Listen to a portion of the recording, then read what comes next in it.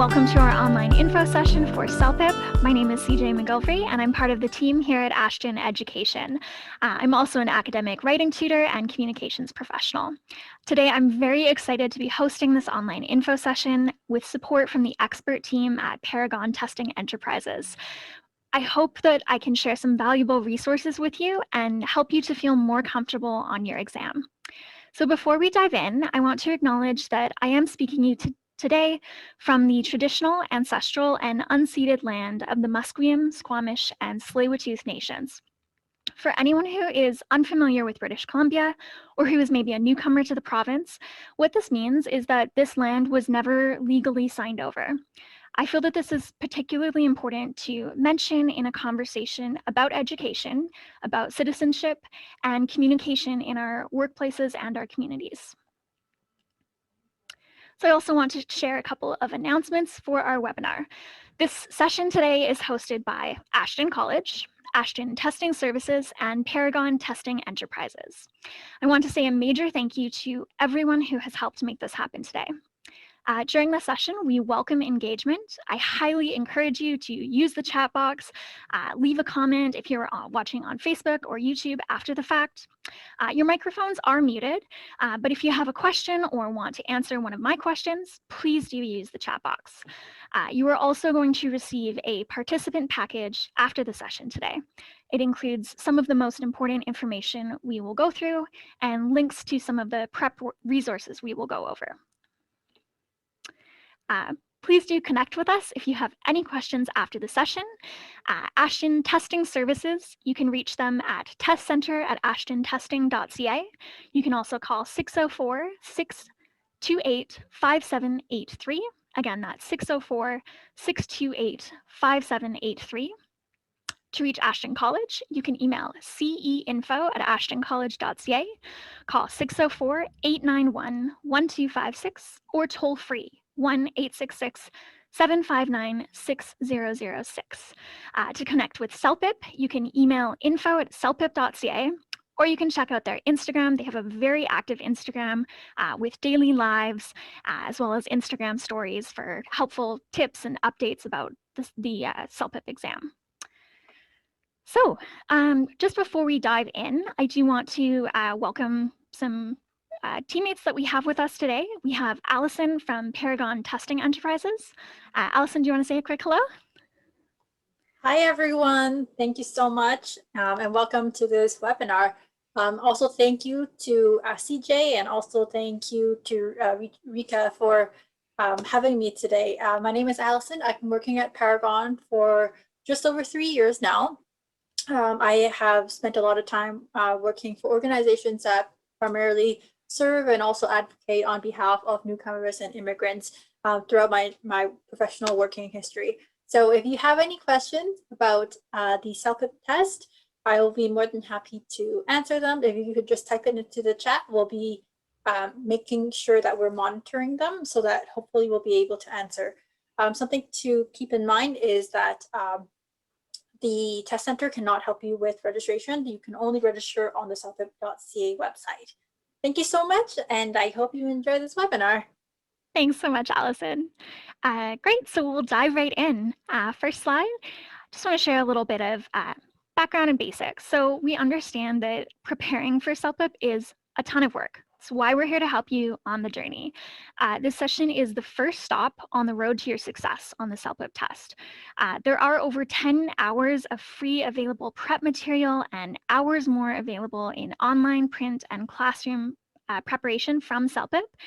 There's a wealth of material available to help you get ready for your test, and it all starts here. So congratulations already on attending the webinar today. You're already on the right track. So here's our agenda for today. We will be covering CELPIP basics, why you should choose CELPIP.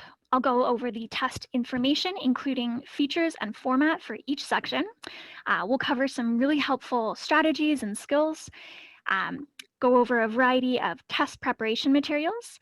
I will speak directly to Ashton Testing Services, what the center is like, what you can expect there. And we will have Maggie from Ashton College here to talk about the CELPIP preparation program. At the end, we'll bring Allison back on and we will do a question and answer period. So you can feel free to drop your questions in the chat box during the session. I will do my best to keep those in mind and try to answer them as I go along, but we will absolutely make sure we get to them at the end of the session as well. So let's start off with the basics. What does CELPIP stand for? You can feel free to let me know if you already knew this. I did not before I started studying this material. CELPIP stands for Canadian English Language Proficiency Index Program. But what is CELPIP? It is a fully computer-delivered test. It assesses all 4 English language skills. This includes your listening, reading, writing, and speaking skills. CELPIP focuses on functional proficiency. This means it assesses your ability to use English in daily life, just as though we were, sitting and having coffee, having a conversation. It's really important to know that CELPIP is not a test of academic English or business English, so you don't have to stress out about that part. CELPIP was developed at the University of British Columbia by Paragon Testing Enterprises, and it continues to be administered by Paragon. Very important to say, the CELPIP test is one of only 2 tests designated by Immigration, Refugees, and Citizenship Canada, which may be why a lot of you are in attendance today. So the CELPIP test does come in 2 distinct forms. There's the CELPIP General test. This is commonly used by people who are applying for permanent residency. This test costs $280 plus tax, and it takes about 3 hours to complete. I know that sounds like a big number, but we will break that down for the various sections. You can, certainly have your water breaks and such. So this test assesses all 4 language skills, as I mentioned before: listening, reading, writing, and speaking. On the flip side, we have the CELPIP General LS test. This test is used by people who are applying for Canadian citizenship, so different than permanent residency. This test costs $195 plus tax, and it takes around 1 hour to complete, obviously because you're only doing 2 of the 4 sections. CELPIP General LS assesses your listening and speaking, hence the acronym. So CELPIP General is used predominantly for proof of general English language proficiency for anyone who's applying for permanent residency in Canada. That said, it's also accepted by a few other organizations, including the Real Estate Council of British Columbia. CELPIP General LS is mainly used as proof of general English proficiency when you're applying for Canadian citizenship. Just because I'm really curious, by a show of hands or commenting in the chat box, who here is preparing to take the general test, which includes all 4 portions? Oh, 1 hand raised, 2 hands raised. Okay, 3. Yep, see that number climbing. And you can also comment in the chat box to all panelists and attendees. And who is just interested in General LS? So that's just listening and speaking. Okay. Yeah, it looks like most of us are here for the general one. So good to know, because we will be going over all 4 sections. For more info, anything I don't cover today, you can access the frequently asked questions page on celpip.ca, especially if you're confused about which test is right for you, which application you're preparing. Lots of info on that page. Okay, so now it's time to consider some of the main reasons to choose CELPIP. So CELPIP is a Canadian test. It's the only Canadian English language proficiency test for immigration and professional designations. It is computer delivered. That it means it's all happening via computer in just 1 sitting. You do get very quick results, which is awesome, in just 4 to 5 calendar days. You don't have to wait around for weeks to find out how you did. It is accepted by IRCC, recognized by Immigration, Refugees, and Citizenship Canada for proof of English proficiency. You can download your score reports in PDF form from your CELPIP account, and there are also tons of free study materials, practice tests, videos, online information sessions such as this one today. We'll be getting more into that as we move on into the session. So I already mentioned that CELPIP was developed in Canada at the University of British Columbia. Though want to add, CELPIP is Canadian in other ways too. The CELPIP test uses Canadian accents in the listening passages. What's a Canadian accent? I have one. Hopefully that helps. It also uses North American English vocabulary throughout the test. You won't hear any difficult to understand expressions from other forms of English, such as British or Australian English. If you've been living or working in Canada, then the English that you hear on the CELPIP test will probably be super familiar to you. So, why else should you choose CELPIP? CELPIP also allows you to complete all parts of the test in one sitting via computer. This is really important because your speaking responses are recorded. You do not have to come back on another day at another time. Hopefully this makes your test experience much more convenient and less stressful. Because it's recorded, you also do not need to worry about eye contact or body language. If you had a test and you were speaking, face to face with the marker, a lot of different things that need to be considered there. So ideally, this helps remove a lot of stress. For the reading portion, one of my favorite aspects, you can see the text and the questions at the same time. I cannot emphasize how helpful this is because as you're reading through the text, you can actually keep those questions in mind. It helps so that you can read critically, helps you to be more efficient and much less stressed out. Writing, just like in the real world, you have a word count and spell check. These are tools that we use in our offices, in our daily lives. Lots of people have spell check on their phone, so you get those on the writing portion as well. You also have access to other basic editing functions like copy, cut, and paste. Super helpful. And again, a lot like the real world. Listening, the headset does allow you to adjust the volume to suit your needs because you want to make sure that you can hear it really clearly so that you can prove that you understand. Lastly, time constraints can be stressful for everyone. It doesn't matter how confident you are or how much experience you have with the English language. Fortunately, the CELPIP test has a timer on all of the screens. You always know exactly how much time you left. You don't have to panic and look at a board as a lot of us had to in high school, or sometimes have no timer at all. It's really set up to help you succeed and do the best that you can. So there are over 80 CELPIP test centers across Canada and internationally. There are weekly test dates across Canada and internationally, including evenings and weekends. So if you do work a full-time job, like myself, Monday to Friday, there are lots of opportunities for you to do that test. For anyone in Vancouver, British Columbia, we highly encourage you to check out Ashton Testing Services.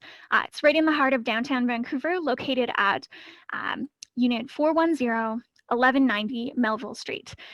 We will be sharing more contact info for Ashton Testing Services later. And just a quick question for our audience. How many folks do we have joining us from Vancouver today? Or you can just put a comment in the, yeah, I see some hands going up.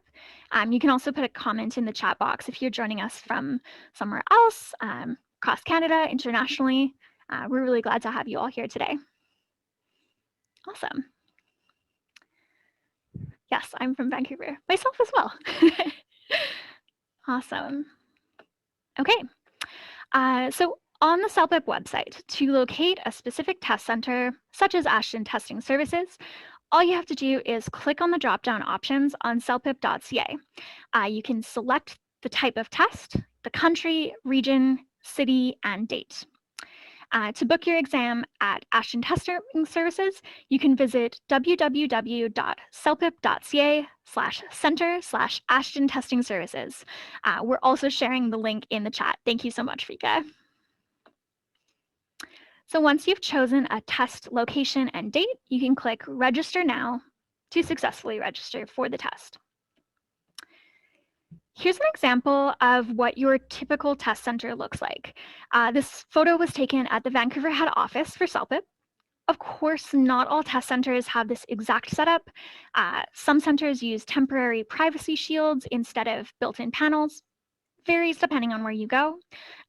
Earplugs, which are provided by test centers, are also super useful for blocking out sounds, just so that you can really focus on the exam. Norman, I do see your question in the chat box. I'm going to probably get Allison to address that one when we hit our question and answer period. But thank you so much for the engagement. Okay, so here's a look at the score report that you receive after you take your test. It will have your personal information as well as your score for each of the 4 skills. Nice and clear example here. So if you are familiar with the Canadian language benchmarks, the CELPIP levels are the exact same. They correspond. We try to keep it simple. The IRCC website uses the Canadian language benchmarks to explain language requirements for permanent residency and citizenship applications. So it's useful to remember that both CELPIP and the Canadian language benchmarks share the same 12-point scale.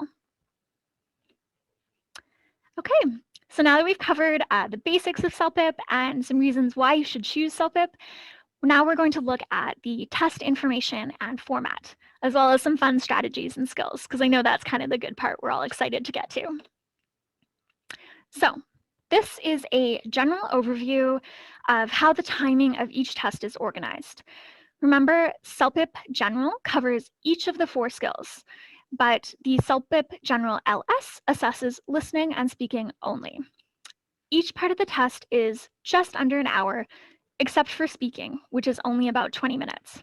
I don't know if that makes it more or less stressful, but I was personally kind of relieved when I heard that. I was like, oh, okay, speaking's maybe a little bit trickier. It's only 20 minutes that you have to worry about. Also worth noting, you may see some other parts and questions on the official test. These extra parts are only there for research and development purposes for CELPIP. They are not scored. They won't affect your final results, so you don't really need to worry about them, just for research and development. Okay, so we'll get into the separate sections of the exam now. So here are a few things to keep in mind for the listening component. Really good to know, audio passage plays only once for each question. So you only really get the one shot at it. So it's really nice that you can adjust your volume. Make sure that you have it nice and high so you can clearly hear. This does sound a little bit tricky, but it's just like in the real world. Oftentimes you only get one shot to hear something unless you're able to ask someone to repeat themselves, right? So good to note, questions come after the audio. So it's a little bit different than the writing where you have the passage and the questions side by side. For audio, you're going to hear the example, pay attention, try to think of what questions might be, and then the question will come after. All questions are multiple choice. I feel like this is a really positive thing for a lot of people. Multiple choice means, you have good odds of getting it right. You're going to see the correct answer there. You really just have to eliminate the other answers. Paper and pen are provided. We will talk about some note-taking strategies. So as you're listening, you will be able to write down some things you hear. Obviously not word for word, because you probably can't write that fast, but you will be able to keep some notes and help yourself out when you get to the questions. Timers help you manage your time. As I said before, every screen, you're going to have that time, so you know how to manage it. Passages and questions get harder as you go. So it means it's going to start out a little bit easier. It will be progressive. So hopefully you can build your confidence with some of the easier questions and then tackle the harder ones as you get there. There are 2 types of questions for listening passages. The first is listening to a single speaker.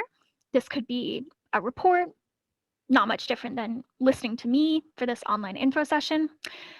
Or you could be listening to a conversation between 2 or even 3 people. Dialogue, so you might have multiple voices there. You're going to be listening for slightly different things. So that's just some basics for a few things to keep in mind on the listening component. So some audio passages feature conversations between 2 or 3 speakers.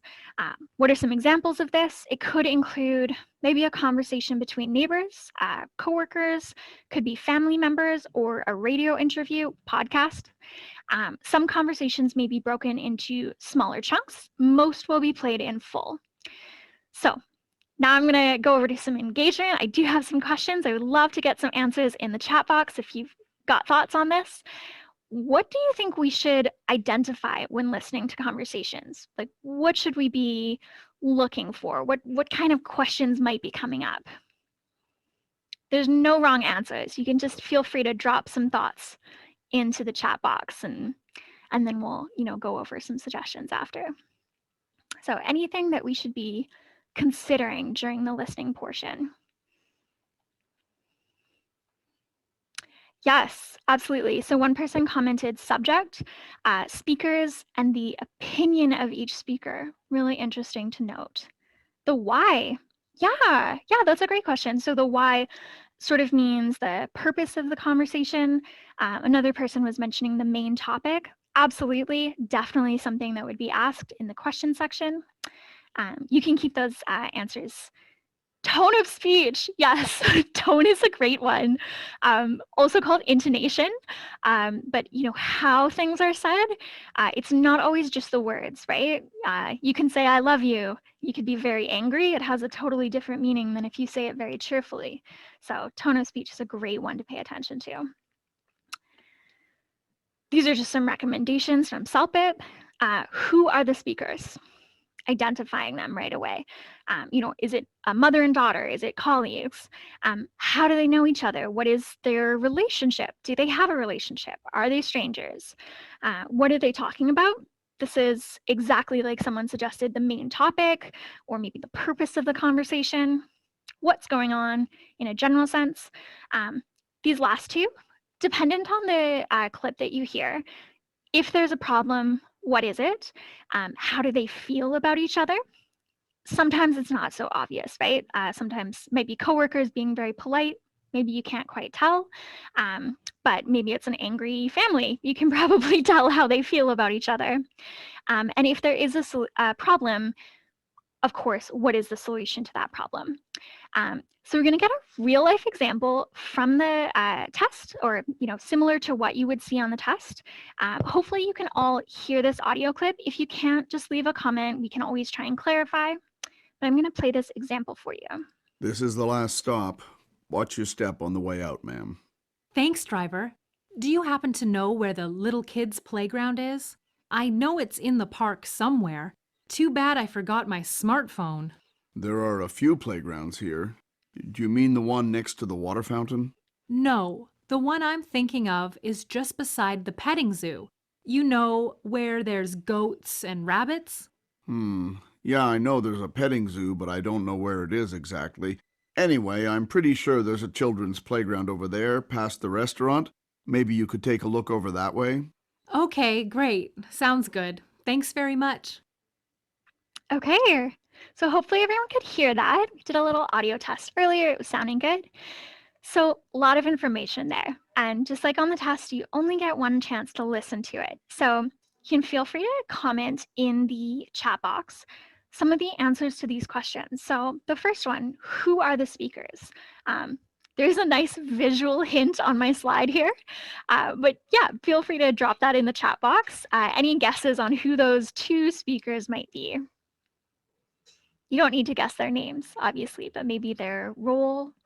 Yes, I'm seeing correct answer after correct answer. Passenger and bus driver and woman who is lost in the park. Absolutely. Yeah, it seems pretty clear from that audio. So we know the speakers. This is maybe trickier one. How do they know each other? Are they strangers? Do they sound like old friends? Nope.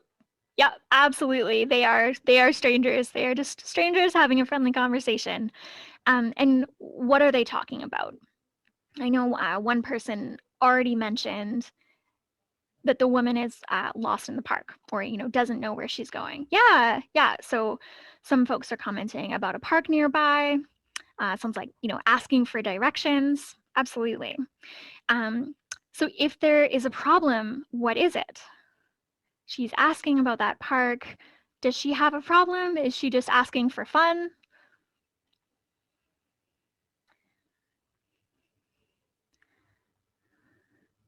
Yeah, absolutely. Someone was saying this clip is a lot easier and to understand than another exam. Yeah, absolutely. So folks are commenting, she doesn't know where the park is. She's trying to get to a specific part of the park. Absolutely. This is the last stop.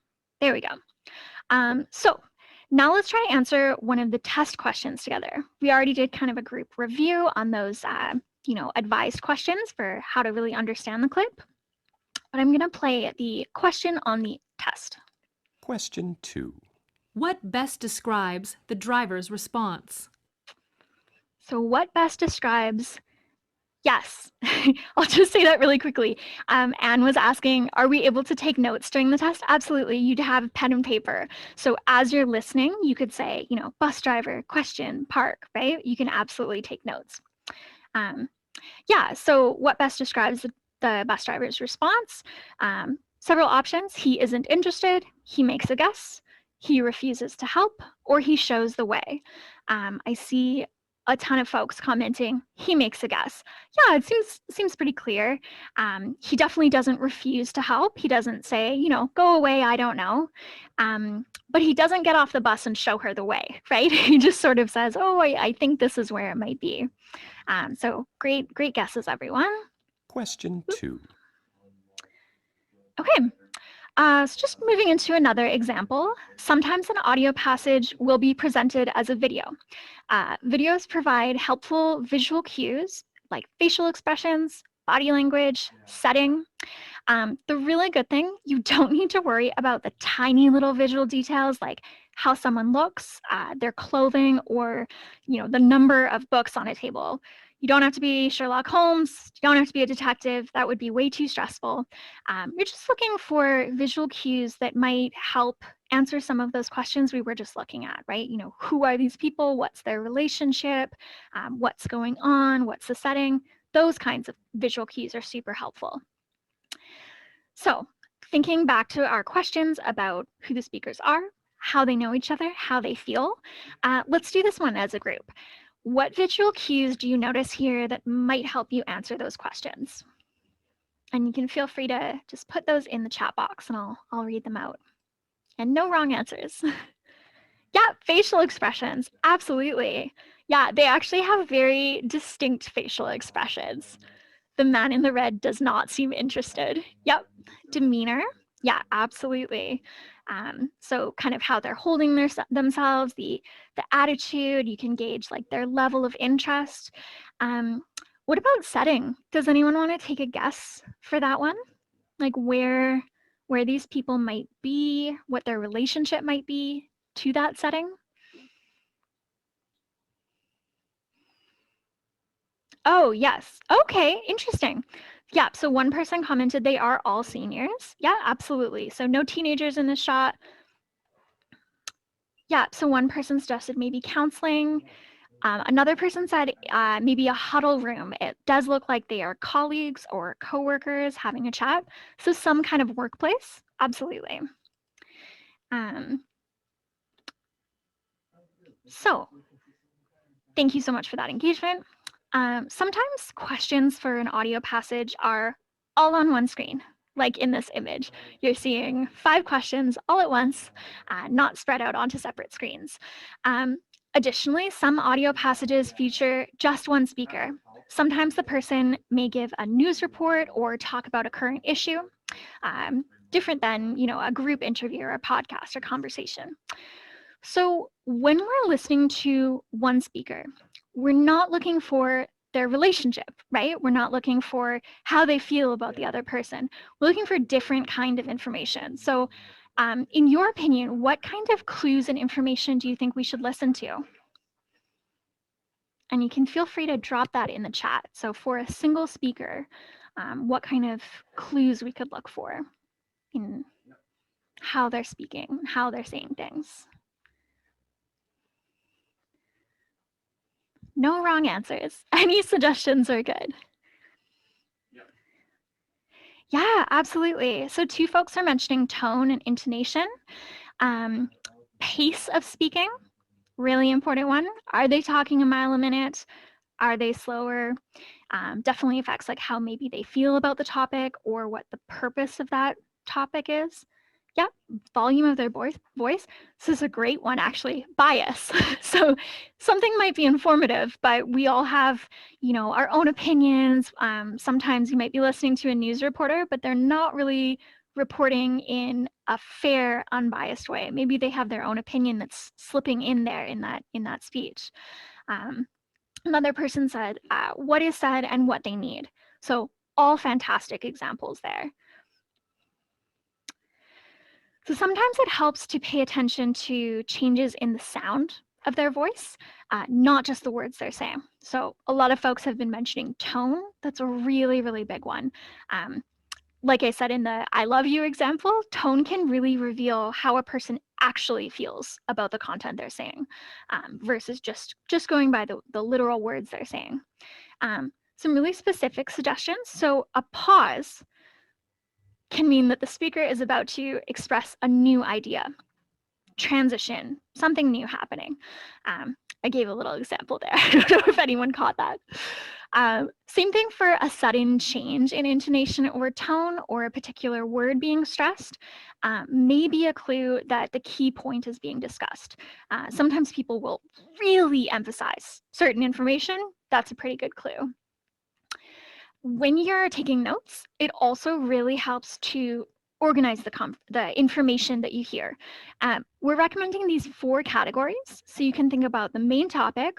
That's really the main thing that you need to grasp, like what's going on, what's the purpose here. Secondly, any key details. So if you think back to the example about the park, he made a really specific reference to a children's playground. That's an example of a key detail that might come up. Lastly, facts and opinions. So just as someone suggested bias, that can come up under opinions as being different than fact, right?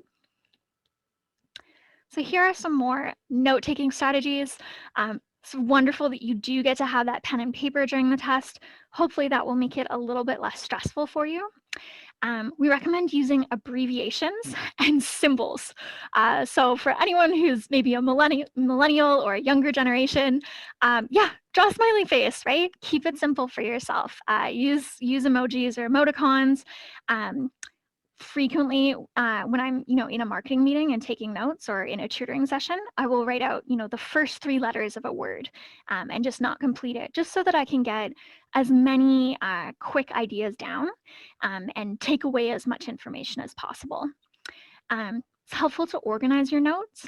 So just on the last slide, how we had those 4 main categories, the main idea, details, facts, and opinions. That's going to help you. So when you get to the questions, it'll be a little bit less overwhelming. You can certainly identify main ideas and supporting details, things like names, dates, sequence of events. None of those things came up in the example we listened to, but you can see how they might, absolutely. Certainly names and dates, that's a really easy one to jot down, just so you remember.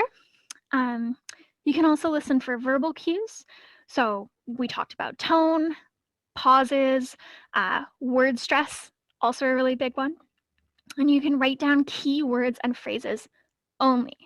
So I would highly recommend, as you're taking notes, you don't need to write in full sentences.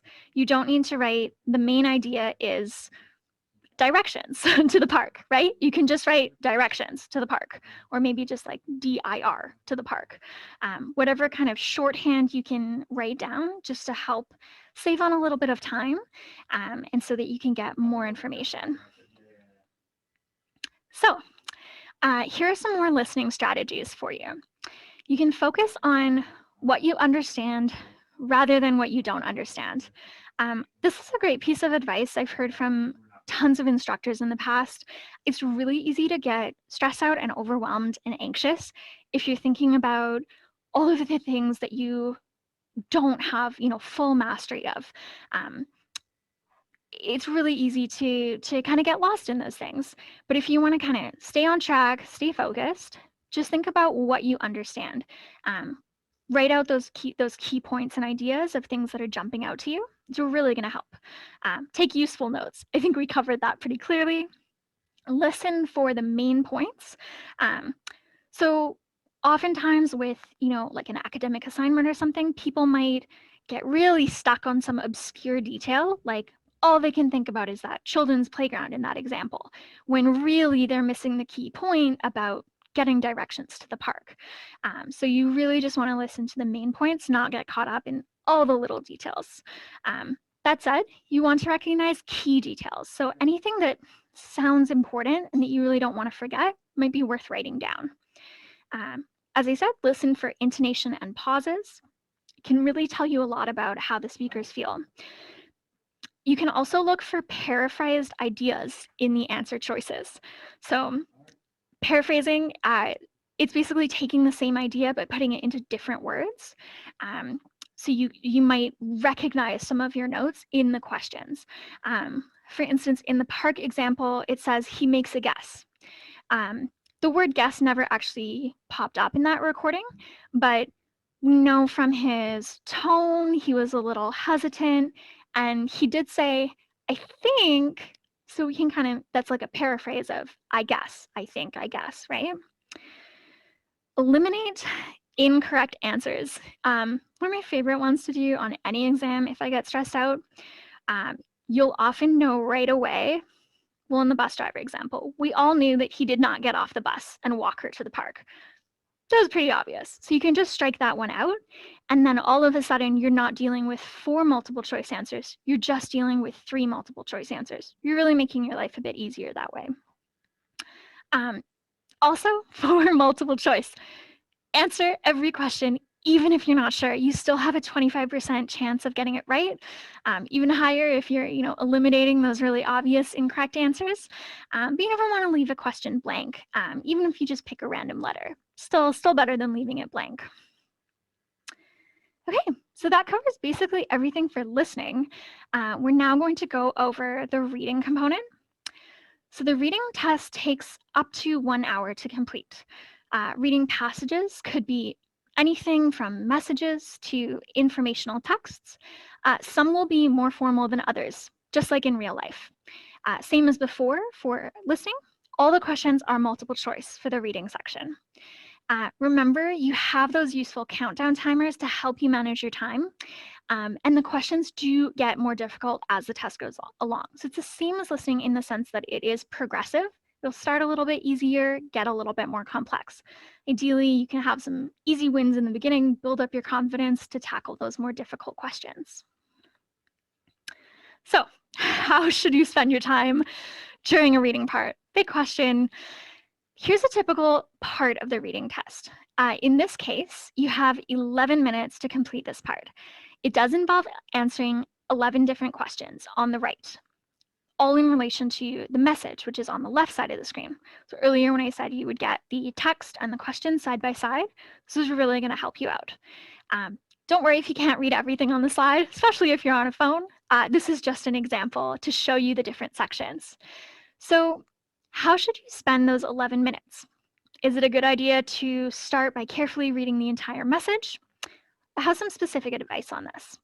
I would recommend previewing the test page. So just give you a nice little overview, check out some of those questions, just so you have a sense of what's going on. Skim the message. For anyone who's not familiar with that terminology, sort of doing like a light, quick read through where you might be skipping over some words and just getting the gist or the general idea. Skim the message, then read through the questions so you know what to look for. Then go back to the message, scan the message for those answers, and do your best to answer the questions. Something really helpful is that they are typically in chronological order.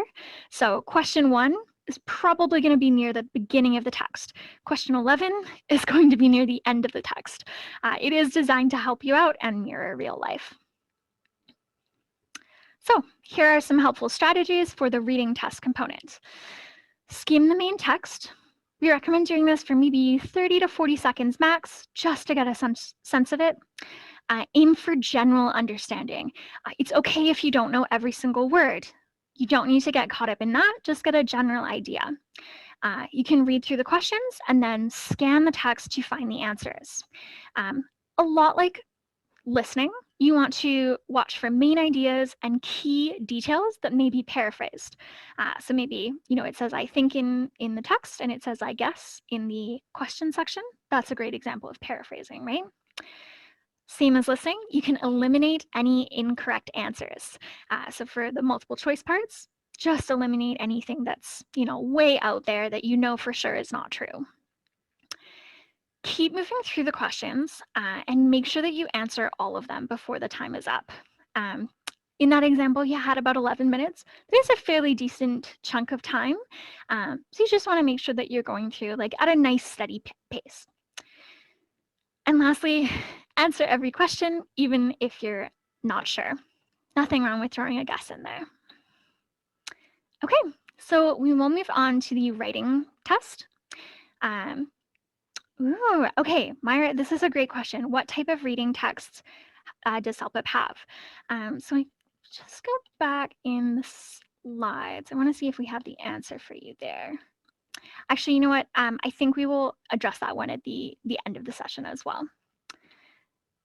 Okay, so we will move on to, yes, of course, you're welcome. We'll move on to the writing test. This section takes about 1 hour to complete, same as the last few sections we talked about. You have 2 main tasks. Each of those tasks has a word count of between 150 to 200 words. That's about a short paragraph, just so you have a reference there. As I said earlier in the session, you have basic editing tools to help you as you write. This includes the spell check feature. Absolutely, use that feature. It mirrors real life. I use it every day in tutoring and in marketing. It's super helpful, and it's meant to help you succeed. What I love about how this section is marked is that each of your 2 writing tasks are rated independently by 2 specially trained raters. The really cool thing is that if the raters don't agree on a score, then the task is evaluated by a 3rd rater. This really just shows that you are getting a fair evaluation of what your actual writing ability is at. There's not going to be too much bias going on there because you have independent reviews. They don't know your name, it's all anonymous. And if there's a disagreement, then they're always bringing a 3rd evaluator. Okay, so the first task for the writing component is that you write an email. Like I said, it's meant to mirror real life. This is something that would come up frequently in the workplace or in your everyday life.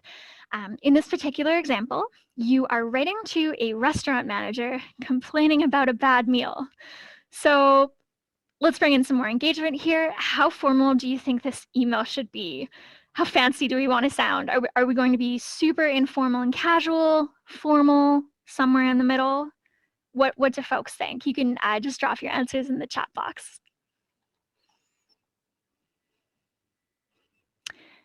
Yeah, so lots of folks are saying somewhere in the middle. Polite, absolutely. Never want to be rude. It's not really going to get us what we want. Yeah, it looks, yeah, so someone says not very formal. Yeah, absolutely. You're not writing this to, a professor or, a member of parliament, of government, somewhere in the middle. Seems like everyone's fairly on the same page with that. At the same time, it's not an email to your mom or your best friend. So it's not going to have that super casual tone, just going to be right in the middle. Okay. And so the second writing task requires you to answer an opinion survey. You will need to read the survey question, choose between 2 options, and explain why you think your choice is better. Do you think the response should be in email format? Would it be the same as the last one, like in the form of an email? What are folks thinking on that one? Nope. Yeah, anyone else want to jump in there?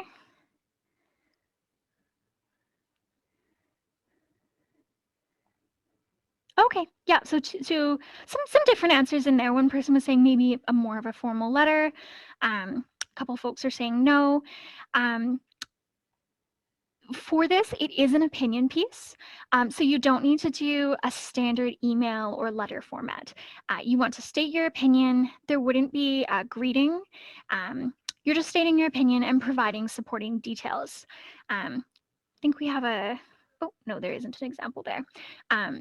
Sorry, if you look at my slide, it does say city development survey. So if you think you'd probably be on a website and just filling in a box. So there wouldn't be, necessarily space or wouldn't necessarily be appropriate to say like, dear sir or madam, or to whom it may concern.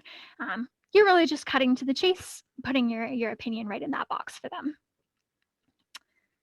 Okay, so here are some writing strategies to help you out. Read instructions carefully. This is probably the number one thing. That's why we put it first. Usually in writing, and this is often true of any writing, you're being asked to do more than one thing. So in that last example, you're being asked to provide your opinion and also supporting details. So how you feel and why. So if you only write how you feel, you're really not answering the full question. In fact, typically you're being asked to do 3 things. So you really want to make sure you're getting those instructions clearly. This is probably the best advice I've ever received from instructors for exams. Take a few minutes to brainstorm, create an outline. I cannot emphasize this enough. Going in and writing right away, it's kind of like a stream of consciousness of everything that pops into your head. It's going to come out a little bit scrambled. It's not going to be quite as well thought out, quite as planned, quite as insightful. If you just take a couple minutes, even a couple seconds, 30 seconds, if you can spare it, to just do a short little outline of what you think you're going to say, it will really transform your writing. And oftentimes I know people are super nervous about this because you've got a time limit. You don't want to waste, precious minutes doing an outline. But in fact, it will actually save you time later because doing the outline, all of your ideas will be clear. You're not going to have that jumbled kind of stream of consciousness, so you won't have to do as much editing later on. This is true for CELPIP exam, true for lots of assignments, workplace communication. It's really just great advice. We also recommend developing your ideas using supporting details and examples. So as I was saying before, you're stating your opinion. The next question is always, well, why? Tell me more, prove it to me. People always want to know why you have a certain opinion, right? So including supporting details and examples of why you feel the way you do or why you think that what you're saying is correct, that's really going to help just show clarity and really help with your answers. It's also recommended that you divide your main ideas into paragraphs. It is not a terribly long section because it's really only about 150 to 200 words, but you can divide that into paragraphs, especially if you have more than one big idea going on. You would want to divide those up. The second best piece of advice I've ever gotten for exams is give yourself just a couple minutes at the end to go back over and check your work. What's great about being on a computer is you can just backspace. You don't have to worry about a bunch of, whiteout and, messy pen marks and scribbling things out. You really have the opportunity to refine your work. You can go back over your word choice and just make sure that, especially if there's any grammar issues that you struggle with, it'd be a really good idea to just look through those. Maybe, subject-verb agreement, you just want to give that a quick check. It's really going to help you just put your best foot forward and really succeed. Yes, subject-verb agreement. Yeah, that's a big one. Lots of people don't like that one. Okay, so now we'll move on to the final part of the test. It is the home stretch. Thank you so much for being here and for listening to me ramble at you. We'll get into the speaking portion. It is the shortest portion. It only takes around 15 to 20 minutes. Some tasks have text only, others have text and an image. You'll always be given some time to prepare before the speaking. So you won't see an image and then snap, you have to start talking instantly. That would be very stressful. You'll just have a little bit of time to prepare. Your responses are recorded by the computer and then rated by humans. I always like to emphasize that just because it's nice that you're not having a computer mark it for you, but it is recorded by a computer. So I think, as I said in the very beginning of our session, you don't have to worry about eye contact because you're not, communicating face-to-face with a person. It also makes it really COVID safe, which is nice. So your speaking performance is rated independently by 3 specially trained raters. Again, what's really cool about the process is that if the raters don't agree on the score, additional raters are used until there is an agreement. You can trust you're getting a fair and accurate evaluation. for what your actual ability is. So for the text-only tasks where there's no image, you may have to come up with your own ideas or opinions. Make sure you pay close attention to the instructions. You'll notice that's a running theme for all of the advice we're giving. You want to stay on topic during your response, and you want to provide as much supporting information as you can. You can use your prep time to read the instructions and identify things that you have to talk about. In this particular sample question, there are some suggestions and some things that you must do. So let's jump in here as a group. What are things that you must do, things you have to talk about that are not optional in this example? You can just feel free to comment that in the chat. In fact, for anyone who's on a phone, I'll read it out loud so it's a bit easier. So the task is talk about a great time you had with a family member or a friend. Maybe you can talk about a party, something you did together at school, a time you traveled with a friend, or anything else you can remember. What happened and why was it memorable? So my question for you, for all of you listening, is what are the must-do things that we have? Like, what are the mandatory or necessary components here? Different than the optional ones, but what's really important? Yes, I will answer that question. So Norman's asking, can we watch this again in a recorded version? Absolutely. This is being live streamed on the Ashton College Facebook. So you can head to Ashton College Facebook and check out the link there. We will do a edited version, probably with a little music at the beginning and end, and then put that on YouTube as well for Ashton College and Ashton Testing Services. And I think CELPIP has a ton of these sessions on their YouTube, probably some with Allison leading. Okay, so we got lots of engagement on that. So what are the things that you must do in this example? You have to talk about the event and why it was memorable. Absolutely. Someone else said, speak about the place, the people you were with, the occasion, if applicable. Absolutely. Yeah, this is a great suggestion. Someone saying who, why, when, yeah, and why. So you can kind of go through that, like the 5 W's and how. You don't really need how for this example. Yeah, and someone else is saying talk about who was there, what you did, how it made you feel. Absolutely. I'm seeing 2 really clear things here. I think actually one person mentioned them. Talk about the event and why it was memorable. It's really those 2 key points that you have to include. Why you had a great time with a family member or a friend. What happened and why it was memorable. So there are some optional parts in this example. There is one sentence starting with the word maybe.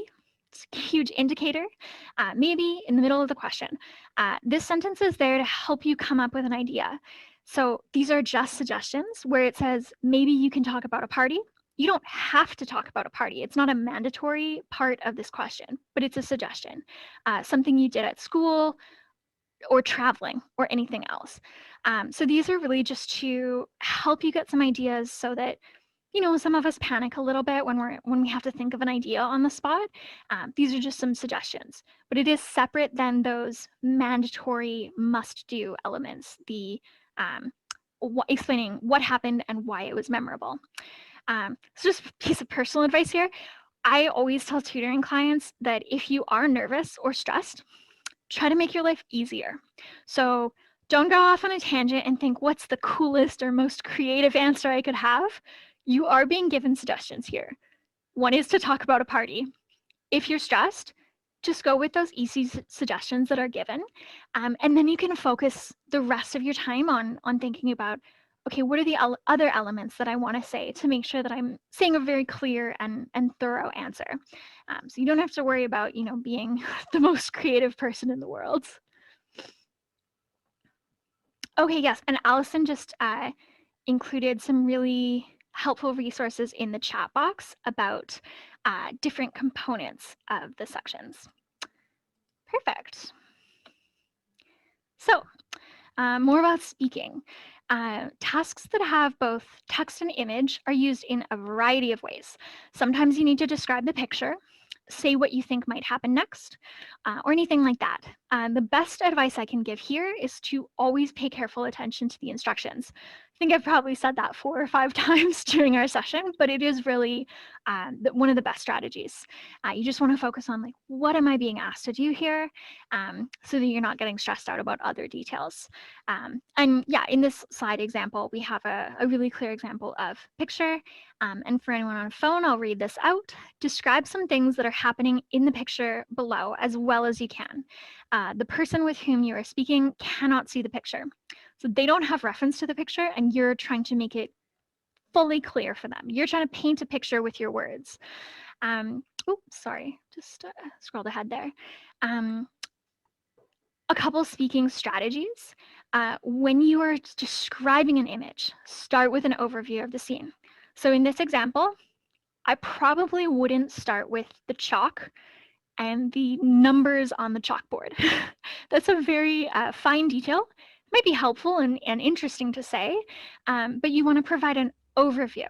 Does anyone want to jump in the comments? Like, what's the first thing that you would describe about this image to someone that can't see it?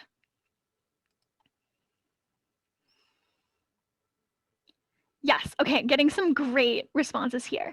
So one person is suggesting, I'm looking at a classroom with school children. I'm seeing their teacher is speaking to the principal.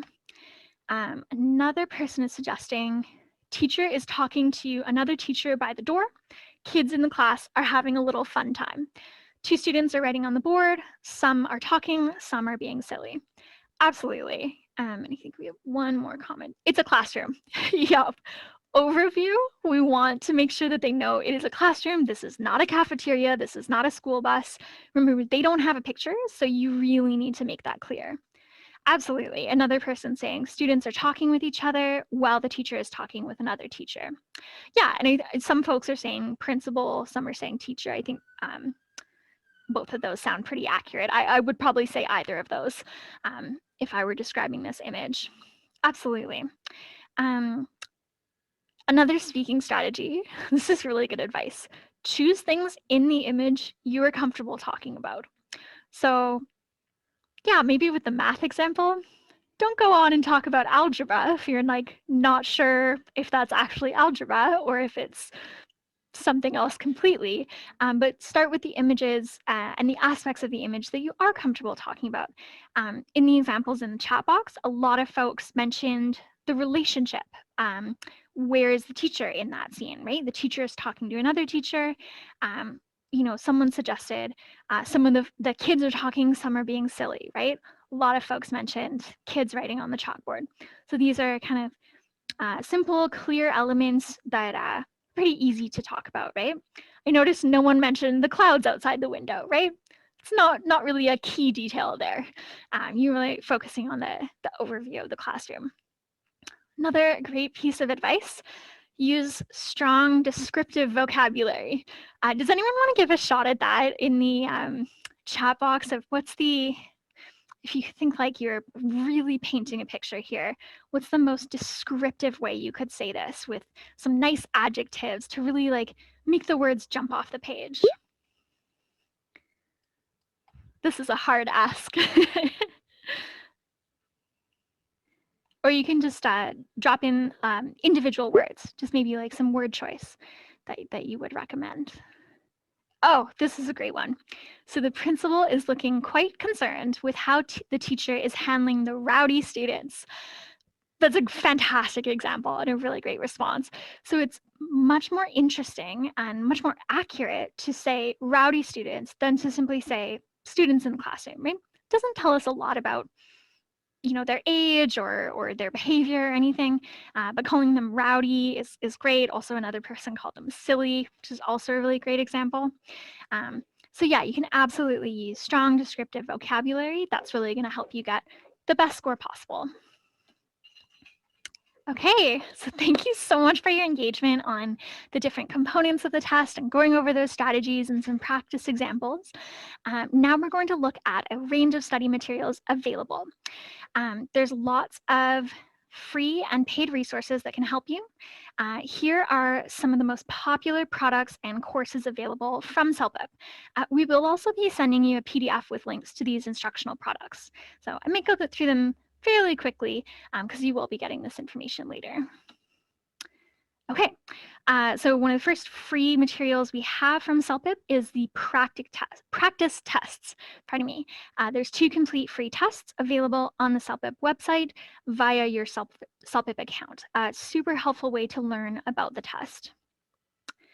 CELPIP offers over 8 hours of free webinars, such as this one, to help you prepare for the CELPIP tests. These are available as live online info sessions, such as today, and as videos that are pre-recorded on the CELPIP YouTube channel. Allison also mentioned earlier that the Instagram Live is a great place to go for recorded materials there. So as you can see by the different categories, the first one is CELPIP Get the Facts, which is what you're at today.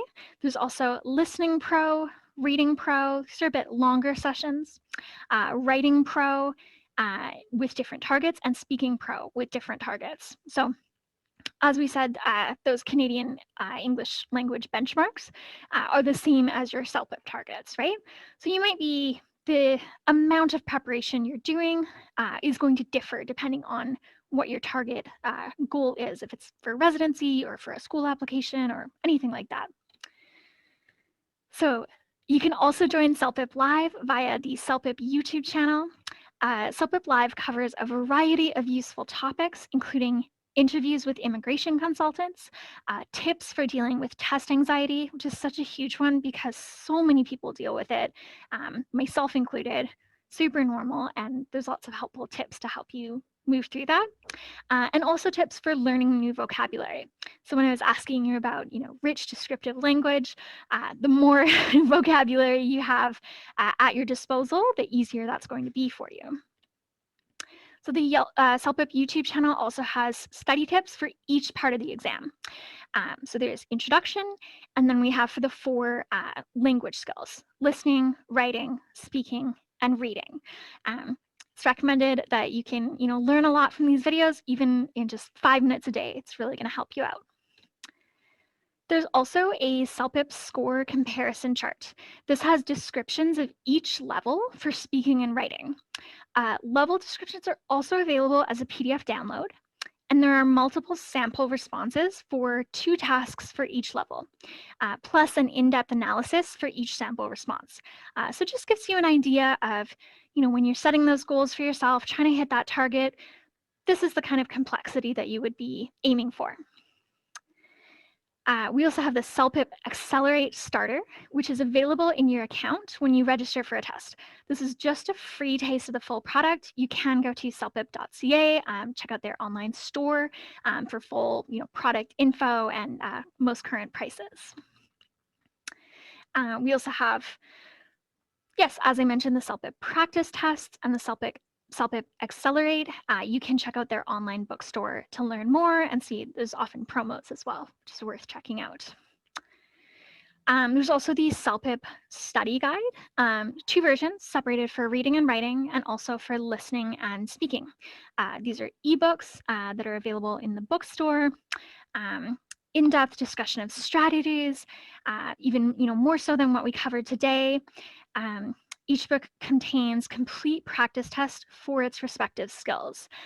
Practice tests, probably one of the most helpful things that you can do so that when you get to the actual test, it's not going to be a surprise. You'll be familiar with that format. And as I said, these are available in ebook format. So, big question when it comes to COVID safety. You're coming in to do your computerized proctored exam. CELPIP, Ashton Testing Services, very committed to protecting your health and safety of everyone involved, as the test takers, also the employees and test center personnel. So everything about the exam experience is done in conjunction with Health Canada recommendations. So there is physical distancing happening during setup and check-in. There's also physical distancing measures with reduced number of test takers and staff per sitting. So it's not going to be a crowded room. There'll be about half as many people as there normally would be with everyone spaced out. Additional sanitary measures for wiping down the test lab and equipment, super important. And it is required that you wear personal masks. These are removed quickly during ID verification, but it is required during the test. To learn more about the CELPIP COVID-19 response, you can head to celpip.ca/COVID-19-updates.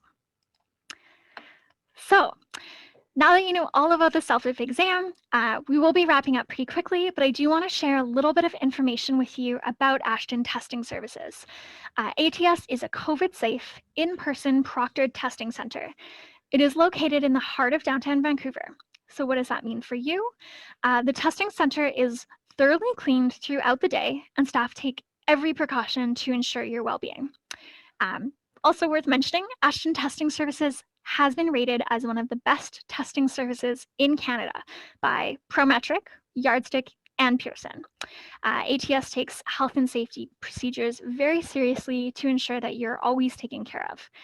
CELPIP is one of the ATS agency examinations, but the center also conducts computerized proctored exams for any other testing needs you have. So if you do have other exams coming up, please do feel free to reach out to ATS. Be happy to chat with you.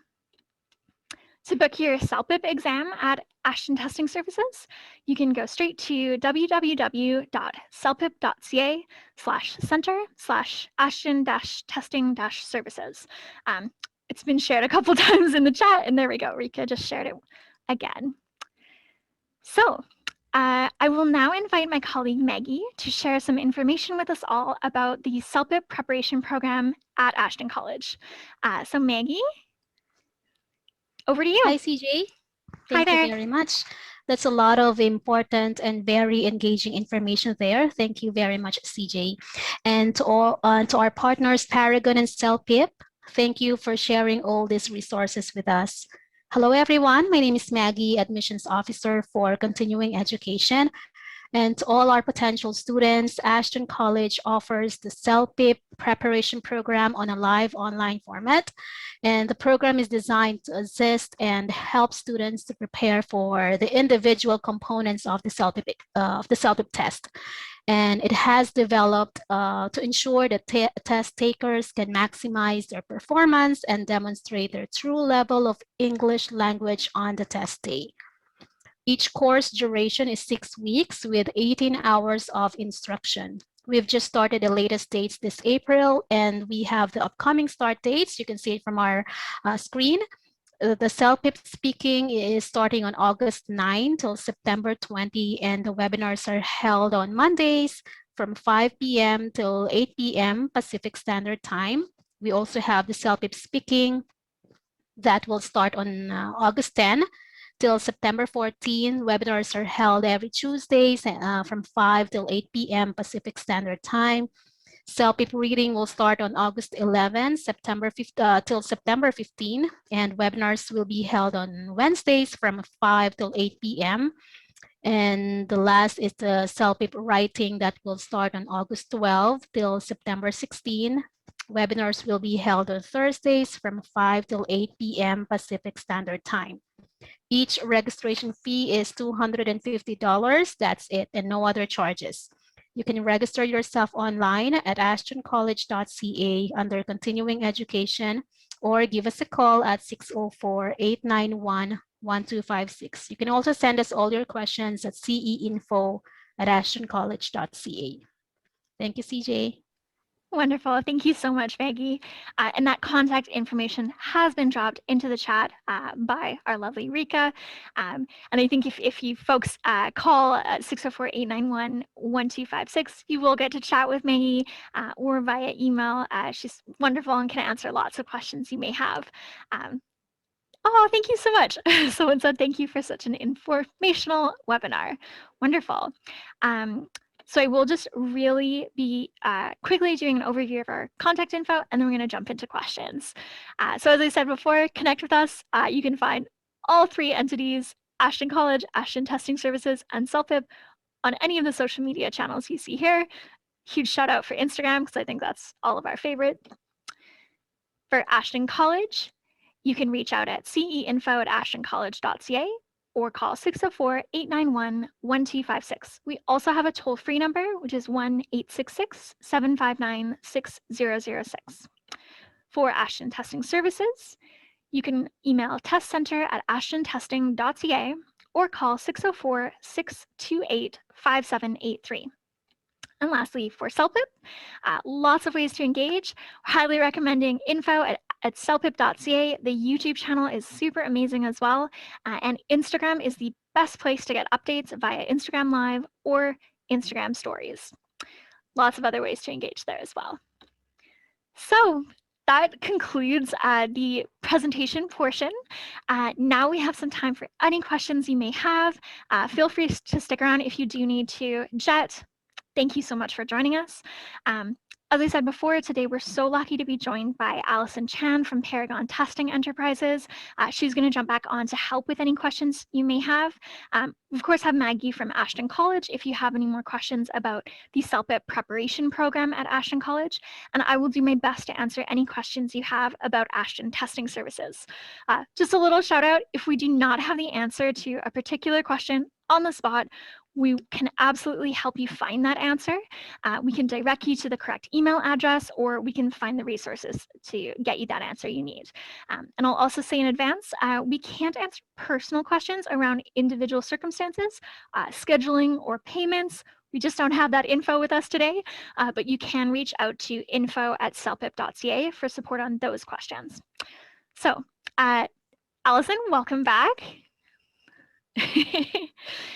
Hi, CJ. What a Hi. fantastic presentation. Oh, thank you.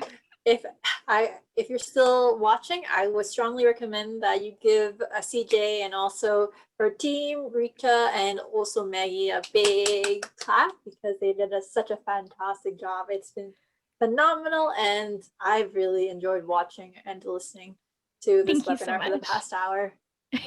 Wonderful. And like I said, folks, we're happy to answer any questions you might have. Rika has put a note in the chat box. You can use the raise hand function. We can get you on mic if you want to ask a question live. You can also put your questions in the chat box or the question and answer box. And if you're on Facebook Live, you can drop us a question there. I think Rika's monitoring that right now. If you're watching on YouTube, do leave us a question because we will check that out later and can always get back to you on that. Okay, I'm just going to check our Q&A box. Nothing open there. I always like to say some folks like to sit with their questions as well, which is perfectly reasonable. I'm one of those people, I'm a little more introverted. So if the questions come up later, we do have all that contact info in the chat box. I've said it several times on the slide, and I think that'll be included in our follow-up email as well. If you have questions for Ashton College, Ashton Testing Services, or CELPIP, we have individual emails you can reach out to there. I'll just see if we have anyone with their hand raised. Oh, okay, yes, we do have a question from the chat box. So Maria is asking, do we lose marks for wrong answers? Allison, do you want to take that? Absolutely, I'm more than happy to answer. That's a really great question, Maria. Do you lose marks? Do you lose marks for the wrong answers? The answer is no. So with the listening and also reading components, they're multiple choice. So we only give you marks, and that's one of the reasons why we, as well as CJ, have emphasized that answer every single question, even if you're not sure. So one of my tips that I would have is to make sure you keep moving through the question. So even if you're not exactly sure of a question, just make a guess anyways, and then write it on your note paper for you to go back and review again. Basically, you want to move through all of the questions, because if you make a guess and it turns out to be correct, we didn't know that you didn't know. So answer every single question, even if you're not sure. So much like real life, because if you guess and you guess correctly, you get credit for it. People in the workplace and community won't know. It's a great question. Thank you so much. Yes, and Maria says thank you. We do have a private message from Facebook. Is it okay to use idioms or other figures of speech in the writing part? Allison? That's also a really good question. So the short answer is you want to keep your tone generally pretty professional and friendly. So try not to use idioms. Something to emphasize is that I'm not an English teacher. What I would do is that I would actually attend one of the webinars that are conducted by one of my colleagues. For example, there are free webinars. You could attend the CELPIP Writing Pro, either Target 5 Plus or Target 9 Plus, and then you can ask the professional English language teachers there if you like. You can also email us at info@celpip.ca. In general, they will be able to provide you with a more in-depth answer. But in general, just try to keep your tone professional and friendly. And another resource that I would also recommend is, like CJ mentioned, the scoring chart, looking to see what is the difference between the different levels. Very important, and that will be able to help you guide as to how do you structure your answers and what the raters are looking for as well. Thank you so much, Allison. And we do have another question from Facebook. Is correct spelling critical? Does the computer software autocorrect wrong spelling for the writing part? I think we covered this a little bit, really just recommending using those tools, but I don't know, Allison, if you want to speak specifically to that. Yes, absolutely. I can definitely speak to that. And CJ, I also noticed that there's another question in the question and answer box. So Oh, thank hopefully you. we can answer that because I don't want to keep anyone waiting for Absolutely. too long. So to answer this question from Facebook, is correct spelling critical? And does the computer software autocorrect wrong spelling for the writing part? So what happens is that if you misspell a word, just like in other word processors, there will be a red squiggly line right underneath it. But it is up to you to identify how do you spell it and spell it correctly. So correct spelling is very important. I don't know if it's worth mentioning just in daily life too. There are some things that a word checker will not catch. For instance, if you misspell the word you were trying to say and you misspell it as another word that happens to be correct.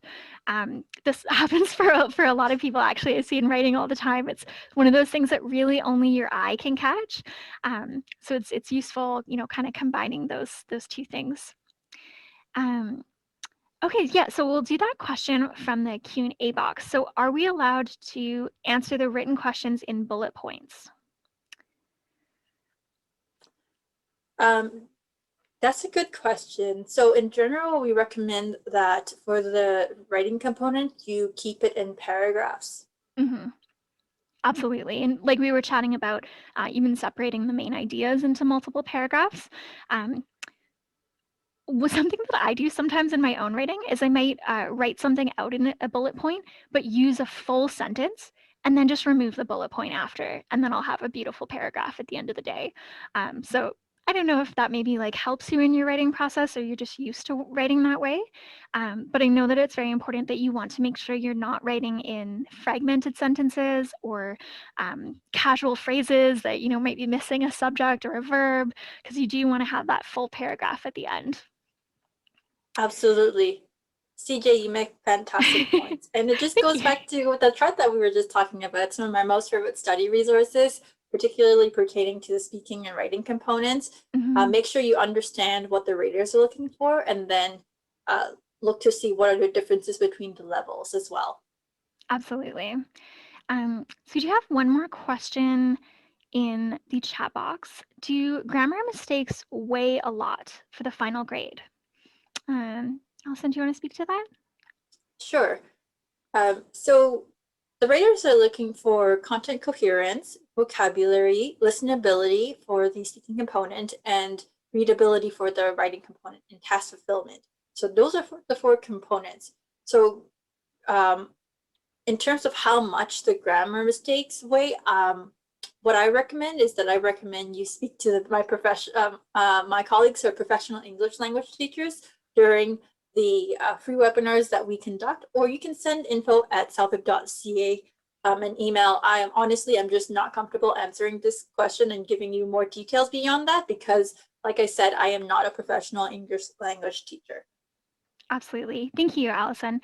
And I won't answer from the perspective of a professional English language teacher, but I will say that oftentimes something I see in tutoring is there are kind of 2 distinct errors that come up when it comes to grammar. So sometimes grammar will be incorrect, but it won't impact our understanding. So it'll just be like tiny little mistakes that, yeah, ideally in a perfect world, you would fix those and have correct grammar, but it's not making it unreadable. The reader can still understand what you're saying, and the listener can understand what you're saying too for a speaking component. Then there are grammar issues where the issues are so strong that it's actually changing the meaning of what you're saying, or it's hurting your argument, or it's making it unreadable.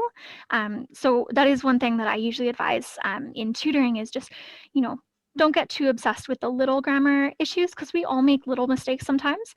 But whenever grammar is, getting in the way of what you're trying to say, then that's really where you might want to look into, taking a webinar, getting, insight from a professional educator, maybe taking the preparation program at Ashton College, because it really can make a big difference.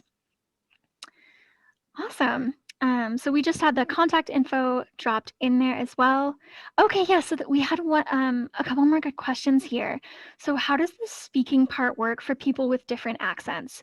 So the test is in a Canadian accent, and the listening portion will be in Canadian. Do people with different accents get marked on that? Allison? That's a good question. And the answer is the raters are trained to ignore your accent. So your accent does not matter.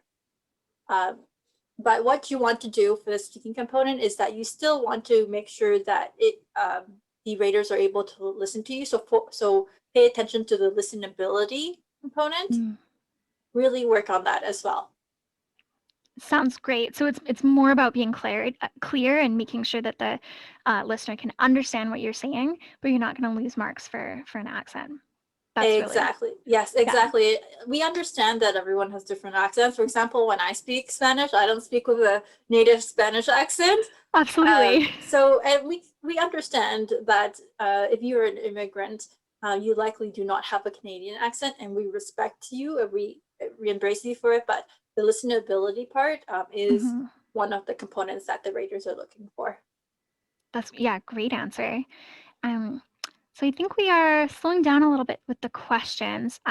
Thank you so much to everyone for that engagement. I love that folks are curious, came with really great questions.